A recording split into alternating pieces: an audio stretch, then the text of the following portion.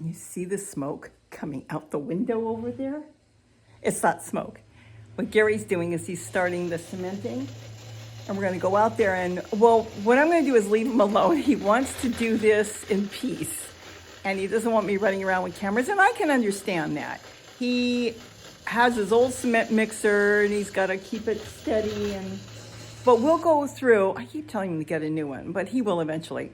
We'll go through and see what he's done. He's going to go ahead now and do the whole footing. Now, we won't be moving it today because it's got to sit for a couple days till it sets up, because it's going to hold the weight of the dog kennel. I'm so excited. And then little by little, I can get it all set up the way I want. I think it's going to be the greatest thing. So this way, when critters get into some of my vegetables, I'll know those are safe. Plus, I'm going to use a lot more tulle coming this spring, because it's not that I forgot, but I've got so much going that I wasn't thinking, and I was late on gardening.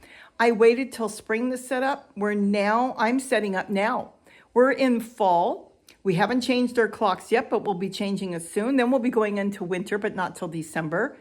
And this way, if I'm ahead, I just have to go out there and get my baby plants in or get the seeds in. And I really like direct sowing, where, in other words, I start my seeds in the house in the plastic bag method with the cardboard that I roll up, and then I can get them outside and just put the little tiny seedlings out, in the place I want. Like, I've done radishes and squash and pretty much everything that way. And they're all lined up right from the beginning. That's a good way. The reason it's a good way is when you go to the nurseries and you buy the seedlings already started, some of you have told me that they're not growing. Well, here's the problem. A lot of those are coming from commercial farmers from big greenhouses. And the plant, kind of like fish, if you've ever been in a tropical fish, are really sensitive to where they grew and how they grew. And then you're bringing them home. And of course, the seedlings aren't going to be anywhere in the same condition of what they were when they were growing. They may look good in the stores, but read the labels on them. There's a label on most of the vegetable plants, even some flowers, that says toxic and all this stuff. They use such heavy chemicals that when they first get to these nurseries, whether it's your big box stores or wherever, they can hang on. And then as the weeks go on, they don't have the same boost that was put into the soil or whatever they used. And then you bring them home and you may not get to them right away. Your weather might have cooled and they went from maybe being at 70 degrees, 68, to suddenly it dropped down to 55 and the plant doesn't do well. That's why I like doing seeds.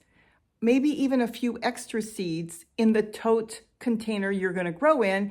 And then the seedling itself is used to its environment where it's growing right from the get-go. And that's where we have problems.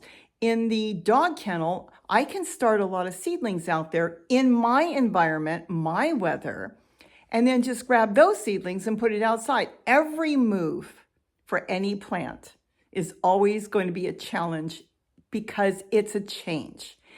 Some do better than others. So keep that in mind. But if you can get seedlings growing in your climate, your conditions, you're halfway there. You're more than halfway there. But when you buy them, look, I've had problems this year too when I was buying some. They just didn't grow. And the problem was the weather was a little different this year, but being in a greenhouse where they started them, they were used to the perfect environment. Take it from someone that knows. When I was a kid, I used to raise hamsters. And it's a long story. I'll make it real short. I was like 8 years old. I had a full hamster business because I went to the pet stores and they were complaining that their hamsters were dying. It was a really big pet at the time. And I said, not mine. Mine will never die. Mine are really good. And they said, yours can't be better than, there was a big name brand. It started with an H, a big company. And they said, no, they're the best. And they'll replace the hamsters if they die. And I said, well, how many die? And they said, oh, more than half. That's terrible. That to me is a crime. So I said, you buy from me, I'll replace them. And I guarantee you they won't die. Guess what? They didn't die. And I was selling hamsters for 25 cents to 50 cents a piece all over Los Angeles. Probably every pet store out there. One guy came once, I was in school, and I told my mom, don't argue with him. I've already got it set. Paid a quarter a piece because I had 100 baby hamsters. But the point was, my hamsters were raised in our climate environment. They knew what daytime temperatures were. They knew what nighttime temperatures were. They didn't stress out. And I had the best hamsters in town. Three of my hamsters, one group went to a pet shop. Oh, I think it was called, I'll have to remember the name. Was it Adorable Pets?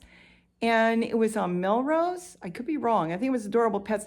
They ordered hamsters because there was a movie being made all about cats. And it was supposed to be a cat walking down the street, looking in the window and just looking at my hamsters. And I remember I was so proud of myself when I saw my hamsters on TV in the TV show. The point was, my hamsters didn't have to go through climate change because my hamsters were raised in a beautiful garage, kind of, great food, but they were used to fluctuation in temperature. And because of that, I had them at Farmer's Market. I had them all over Pike's Pets. I remember at the time, they're long gone. I think every pet store out there were so proud of my hamsters. And then, of course, I became a teenager and other things were more important than raising hamsters, but I had a blast doing it and I loved it. So that's why I think the dog kennel is going to be a lot of fun because I can start a lot of seeds in there. I don't have to make it a greenhouse, yet I could cover part of it so maybe the cold wind doesn't blow on the seedlings and then move the seedlings out. And at the same time, I'm going to grow a lot in it.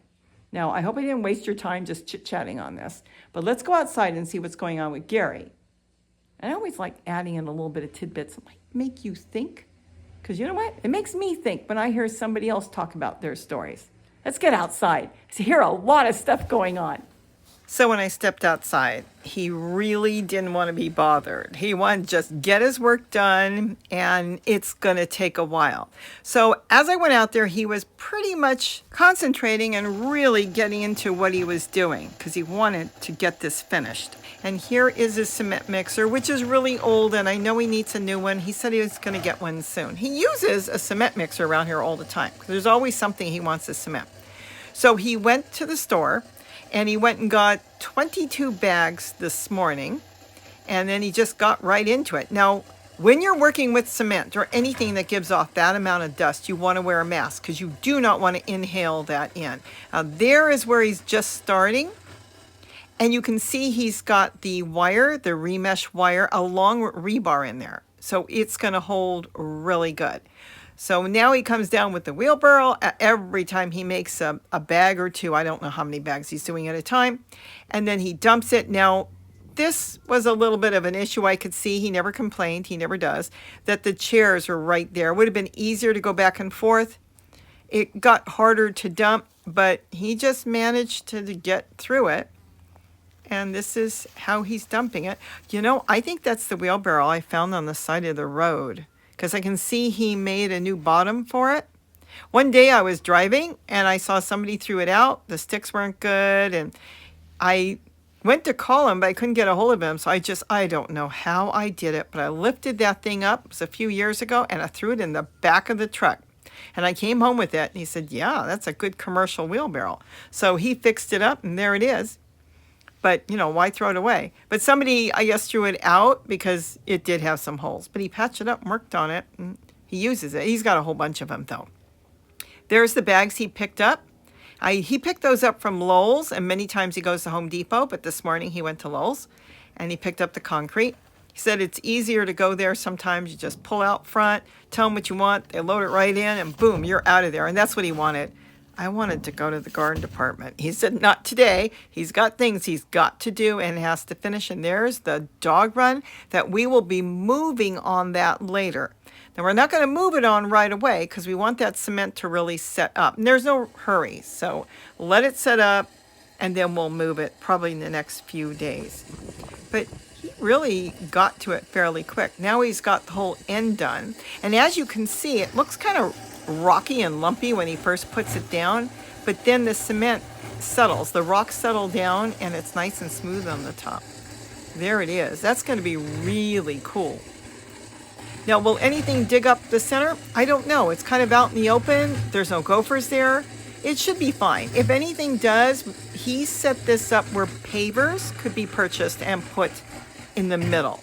He measured it all out, but I don't think we're going to need it. I hope we're going to leave it just the way it is. You could also lay wire. See how difficult it was for him to pour it there? Because of the chair garden. He could have moved it, but I guess he felt it was easier to do that. And he didn't want to go in the center, I can tell, because he didn't want to knock the wood around. But there it is. And now he just smooths it out. It's a lot of work. Think about it, getting up and down on your knees. I don't think I can do that anymore. But to do such a small amount, little by little, I mean, this is the way he does it. He does all kinds of stuff around here. And he levels everything out too. See how it smooths out? It looks so rocky in the beginning, like it's going to be rough, but it smooths out really nice. Now, being that our weather's not super hot, we're not in the hundreds, he doesn't have to worry about it cracking. We're right now about 70, 68, 70, so it will set slow, which is better than setting fast when it's hot. Sometimes it can crack. Now he's just making sure that he's got it all in there good, and then he's back to mixing and mixing and mixing. I don't think the chain works that well anymore. That's why he's got to hand turn it. But there it is, and looks really good. Look at the fly on the wet cement. This is really cool. There it is. He's dumping it again. He gets everything in there, and then he smooths it out. See, you could do that if you had to. Now, normally, if this would have been hard-packed soil, I would have just sat it on top and worked with it that way, even if I laid wire on the bottom. But with the wood chips that we've got, no, it was going to sink. And you'll see more on that later. So it looks like he's not quite halfway yet. I think he's about 45 minutes in right now. I kept stepping in and out, and I didn't want to bother him because he was concentrating on what he was doing. No, he's not even 3/4 yet, but almost. See how the chairs were lined up there? But he had enough room. He managed to get through. There it is. What are we now? Oh, we're more than halfway now. We're about an hour in, and he's working. And though it looks sunny and hot, we're not hot today. Thank goodness. It's actually a beautiful day to get work done like this. Now, it sets fairly quick. It gets hard, but it's not hard enough that you would want to move this over until it's rock hard, and that's what we want to wait for. Now, he found that he had to put a little bit more dirt. He forgot, so he went to add in some more dirt. There it is. Look at that. Bringing more cement in. Isn't this cool? It's just pressing it in there and making sure that there's no air pockets. You probably have a little bit, but you don't want air pockets in something like this. We want that dog run to sit steady. And that's about it. So let's step back and let him finish, and I'll come back when he's done. Well, he's done, and it took about 2 hours to do the entire footing. And there it is. Now we'll let it set. I'm not sure for how many days, 2-3 days, until it's cured and done. And he's washing out his cement mixer. And you used every bag you bought? No, I've got 2.5 bags left. Oh, he's got 2.5 bags. How many bags did you buy? 22. Whoa, 22 bags to do this. Could you imagine how many more bags he'd need to do the center? There's a lot of different things we can do with the center if we need to, and I'm hoping we don't have to.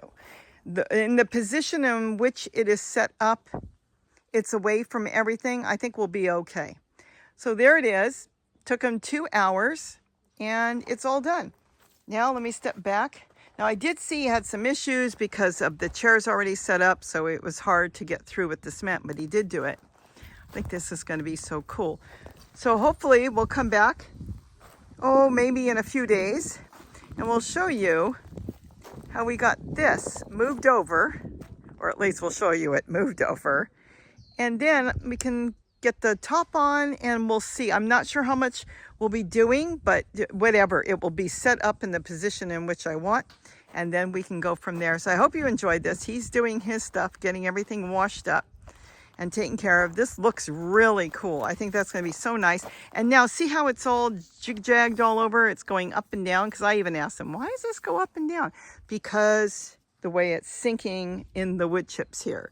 And there's the wood chips down there. You can see the pile, and that is what's going on. The legs from the unit will go down in different spaces because it's just clamped on, but now it will be nice and straight. So all this will be straight here. So this won't be up and down. It will match up once it's set up on the cement. So I think that's it for today. And this is great. I'll see if I can get him to wave goodbye. Can you wave goodbye? That's it. So have a wonderful day, and we'll just take this through step by step until it's completely set up. Okay, I'm going to let him get back to work, and I'm going to go get my stuff done. Bye-bye, everybody. So there he is, dating his cement work like he does a lot. Isn't that cool? So with that, have a wonderful day, and don't forget to eat what you grow. Bye-bye again.